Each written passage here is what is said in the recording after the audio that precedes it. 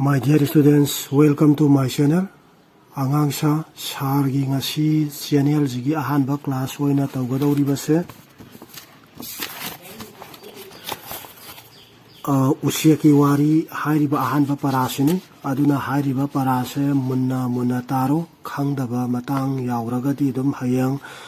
Google Meet ki class to adudaida dum hangapo yani ko ngangja aduna munna taje. Aduga angangja kanogi sarna parata ko hodringai gi mawoi nana sarna haining bawa pham ama khaktang di noi hana lower class karingai matamda haibadi class khoigi class 2 3 karingai matamda di waja gaina khoigi direct pithokpa question answer jing do adu direct hangambani ko ada hojiti noi class 5 ki standard yaurabani na Lyric se maraktagi salaga hangakane abadum hayang parikha gi exam gi matamda jo aduduna parata ngi matam saida muna taj ko ngangja sidai saida muna ta hoda bataragadi noi hayang hangapa ko salda jo phajana khumba ngamaroi loina na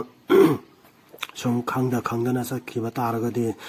tungda yam ningamda ba do lakane ba aduna ta ngi matam saida muna taj ko ngangja okay ahanba para uchecki wari muna taj ko ngangja noigi lyric to adudum phak to aduga dum muna yangwana tragaju sarna para ibaje sidum muna dum tar ga ju ai ke sukai de ko lakte nga ga ju yare or na tragana taglai je da dum muna tar ga ju yare ko okay hawraje mina masabu nungshi sa usiaksu masabu nungshi taibang asida masabu nungshi daba thawai panba amata laite sumiko taibang mi khudimak singje masabu loina ba nungshi ba aduna masagi damakta ni ko tawri singje nakhoi gi ima baba na ju noi bu apha ba school da paisa am sang dana tamhaliba adagi pijari ba pithai ba tuition thari ba tawriba mayam jingdo noibu nungsiba gi damaktani ko noibu nungsiba amadi noibu aphaba matik saba mi woina na bagi damaktani ko na khoibu nungsidaba na khoibu matik saba mi woi haningdaba taragadi na khoibu laktamba thariba adagi phaja ba phiron makhal shelhaliba loina na ahaw sinjak sing pijariba amadi school khakta thaba natana tongana extra fee thiraga tongana tuition thariba kholiba singjo amabo tharoi ko aduna na khoigi ima ipa jingna na khoibo yamna nungsibagi khudami tawbiriba na khoigi damakta khona biriba mayam jingdo aduna hayang na khoina sauraba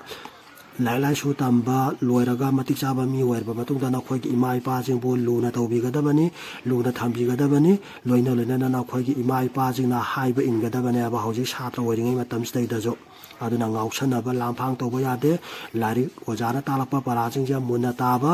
loina na phajana paba khwana badar karoi ko aikhoi mioi ba khaktana tana ne sa usiak su masabu nungsi ko madugi damaktani ko khoi usia oya jingjina masa oina popa jiba julai marum oina kopa julai marum oina kopa usia oigara masa oina popa usia oigara masa jingjina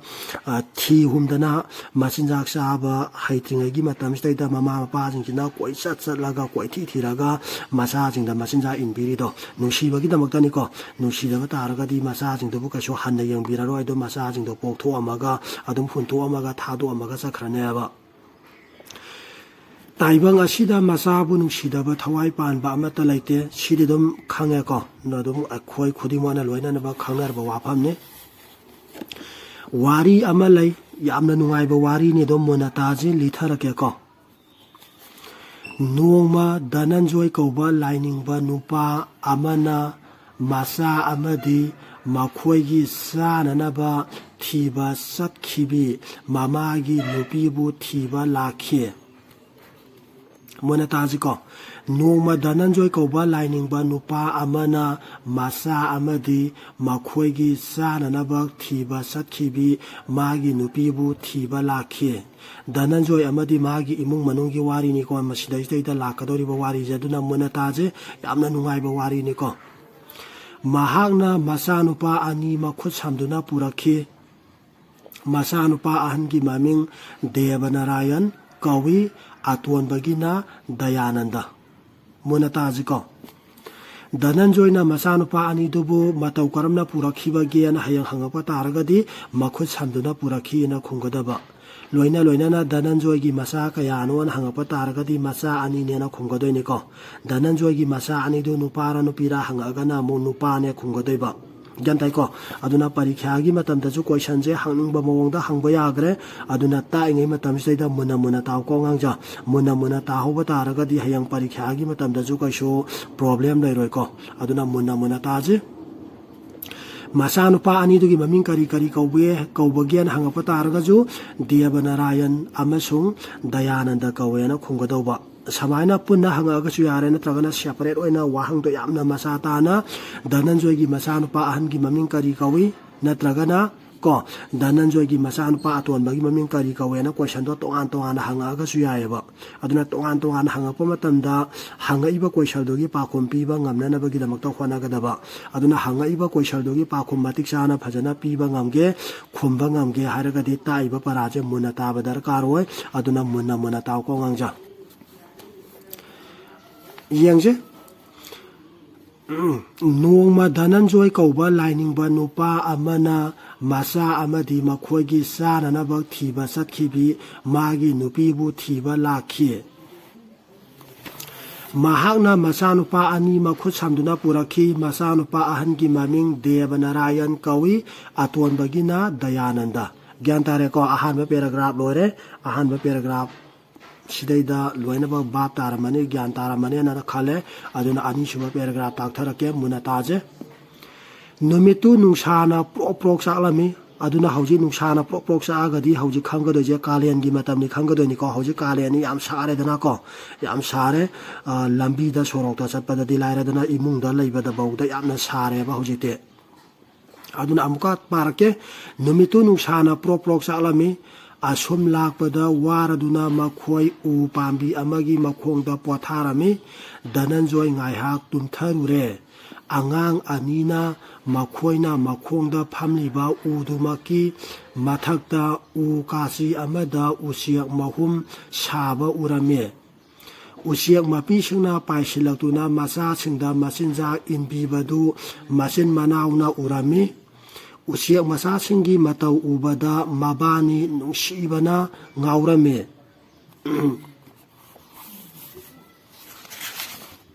sibogi harake ko hana nungsibana ngaurame je sibogi maka aduga makha amu harake Dhananjoy amadi Dhananjoy gi masa singna Dhananjoy gi nupi or natragana angang ani dugi mama do thiba thorakhiba numito karamba numino haragadi ko nungsana prok sakpa numit amadani ana khongadaba muna tajiko asum lakpada waraduna makhoi u pambi amagi makhongda potharami Dhananjoy amadi masanupa ani duna mama thiba lakpada waraduna kadaida potharambage haragadi u pambi amagi makhada makhongda potharami haidana khongadoiba Dhananjoy ngaihak tumtholure angang anina makhoina makhongda phamliba udumaki mathakta u kasi amada usiak mahum saba urame Dhananjoy na ngasai khoigi nungsa marak sidaida wana lakpagi ngahak pothadana leiringai matam sidaida maje tumthokreba ko tumdadana leiringai matam sidaida angang anisina khoigi kainoje usiak amagine makwan sabaje thenagiyaba adu karamba kadaida no na haiba taragadi makhoina phamliba udo madudogi ko kasi amadani ana khongadaba yare ko usiak mapi singna paisilaktuna masa singda machinja inbibadu machin manauna urame machin manau aniduna ukhada phamna kari ukhigian haiba taragadi si khonggedoini ko usiak mapi singna paisilaktuna masa singda machinja inbibadu machin manauna urame na khonggedoini ko usiak masa singi matau ubada mabani nusibana ngaurame usiak masa singi matau do ubada machin manau anidugi thamoida kari phaugi haiba taragadi nusibana ngaurami haina khonggedoiba mapana tumlingaiduda Dayananda na uda kakhatuna mahumdagi usiak masa ani lautharame Mapana tumningayda kanana uthakta karaga usiak macha ani do lautharaambagi hangakpa taragadi pakhumda Dayanandana khunggadoini ko aduna angangja muna tawko para wari je Mapana tumlingayduda Dayanandana uda kaduna kakhatuna mahumdagi usiak macha ani lautharame usiak mapi anina mathwai shokna lakna khongduna maphamduda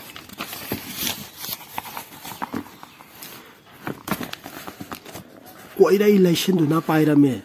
ngasagi kanona ka usiak macha lauthagibdo kanana no haibagi wahang ama laigre ko usiak macha lauthagibdo kanana no haibagi wahang ama laigre madugi matungda laije usiak macha do lauthakibadagi mapi ani do matau karamna laikibagi ana haiba taragadi hayang pakhumdane khumakadege gandabra maphamda koirai laisinduna pairame na khunggadoini ko Masa kaina bagi maisa langlaba usiak mapi anina angang anida yengduna sap haigadoni ko sirap haije sirap tawki khoina sap tawba haibado ko sirap tawki min sap tawba haibado nakhoisu namana pa kaino ai khoigumna nakhoisu lemnama awaba phango monataji ko ngasaigi usiak mapi aniduna angang anidudaida kari sirap tawrakhigian haiba taragadi si khunggadoini ko nakhoisu namana pa kaino ai khoigumna nakhoisu lemnamak awaba phangu haidana sap tawrakhiyaba yare ko amuka hana haige masa kaina bagi maisa langlaba usiak mapi anina angang anida yengduna sirap tawki nakhoisu namana pa kaino ai khoigumna nakhoisu lepnamak awaba phangu haidana sirap tawrakhiyaba mathangi paragraph tong parake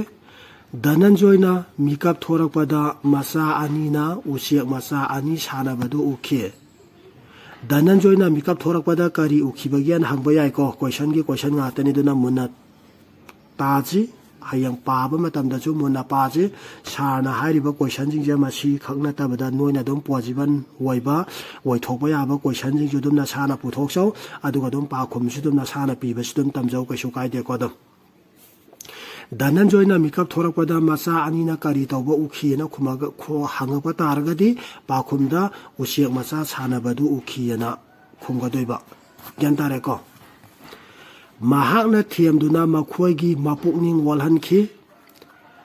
amasung usiak macha anidu hanagi matawgum mahumda thamhalame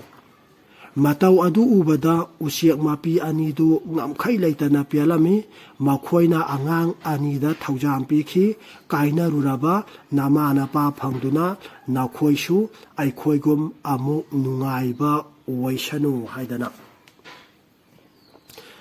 Munataji ko hairake ko Dananjoyna mikap thorakpada masa anina usiak masa sanabadu ukhi sibogi haigre mathangda mahakna hairije Dananjoyni ko Dananjoyna thiamduna makhoigi mapukning walhankhi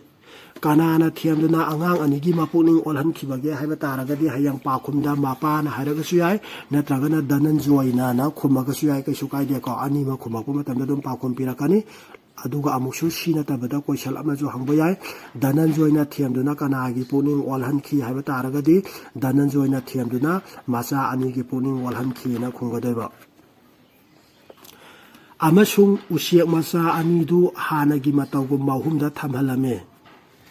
kanana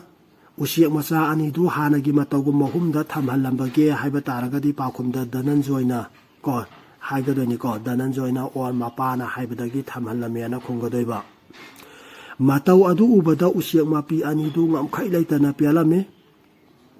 usiak mapi aniduna kari marangi ngamkhai leitana pian khibano haiba taragadi makhoigi masa anidu hanagi matawgum mahumda thamakpadagi ni ana khunggadoiba gyantare ko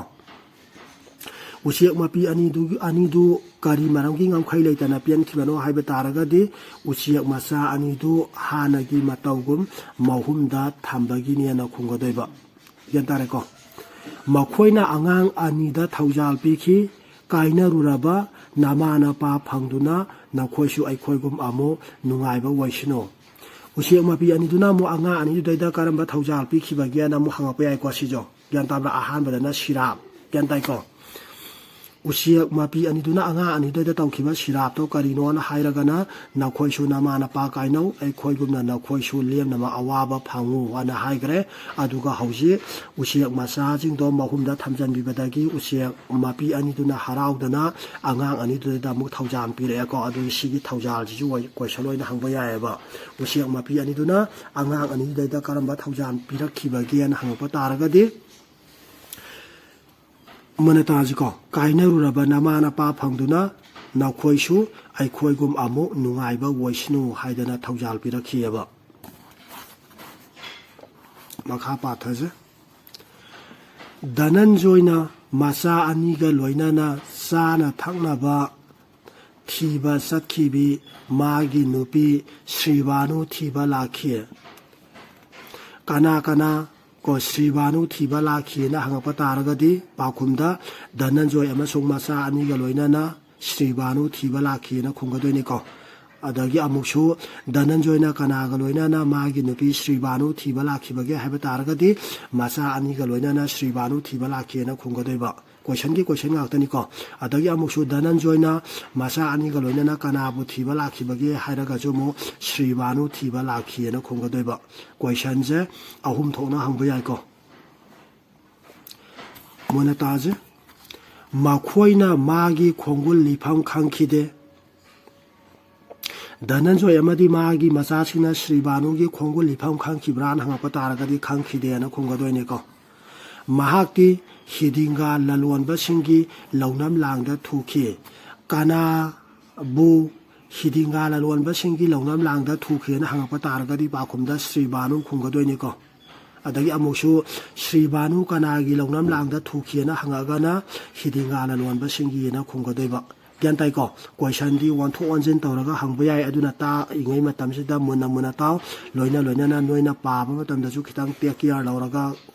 question kari question hangba ya ba khotpa ba do muna khala ga paw ko magi phajaba masa ubada lalwanba singna mahapu pamduna mi pumna maki phau mathang pikhraga mabu ngai handuna thamkhi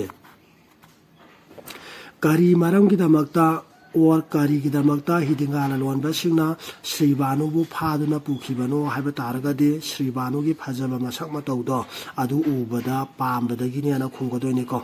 gyan tabra muna taw ko kana amata leitraba matamda mahapu phaduna hida hapuna pukhirame Sribanu karida hapuna pukhina hangbayai ko Sribanu karida hapuna pukhina hangpa taragadi pakhumda hida na khumdaiba gyandabla hayang option da hida karda benda jahasta dana dobana option piraga hangapa jai natagana option pida bida direct oina Sribanu karida hapuna pukhina hangagana dom hida na khungadoini ko gyantai ko loina na Sribanu na hidinga lalwanba singdagi lawba satkido karino na hangbasu mu yai ko adaida hangagana pakhumoina phawwana khungadoiba gyan tabra aduna question je one to one jin jimba kitang munna taw munna khangji ko ngangja amutang ka parake ko masigi paragraph se Dananjoyna masa aniga loinana sana thakna bakhiba satkhibi magi nupi Sribanu thiba lakhi yare ko sibosdaida makhoina magi khongul lifam khangkhide mahakti hidinga lalwanba singi launam langda thukhi magi phajaba masa ubada lalwanba singna mahapu pamduna mi pumna maki phau mathang pikhraga mabu ngai handuna thamkhiba kyantai ko kana amata leitraba matamda mahapu phaduna hida hapduna pukhirami sine gyantai ko aduduna sigi matang jidai waithokpa yaba question myam leigre ko ngangja hauji taiba kaino sibau stai da dom hauji taiba paragraph sibau stai da dom aduna muna ju taje aduga kitang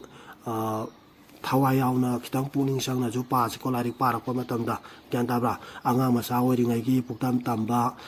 question answer sim pha puraga pubodo adudi yara roeba gyan tai ko फरे अंगांजा ngasiगidi loisalaji